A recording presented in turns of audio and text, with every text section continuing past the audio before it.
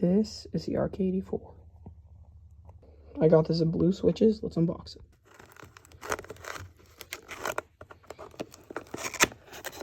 So here's what it comes with. So the USB and USB Type-C cable. It comes with some magnetic back tabs. And it comes with a couple extra switches. And a switch puller. But now, let's dive into the actual keyboard. So this is the keyboard. Now let's see how it looks in my setup. So this is how the keyboard looks in my setup. So let's get rid of this old membrane keyboard. Here's my memory keyboard sound.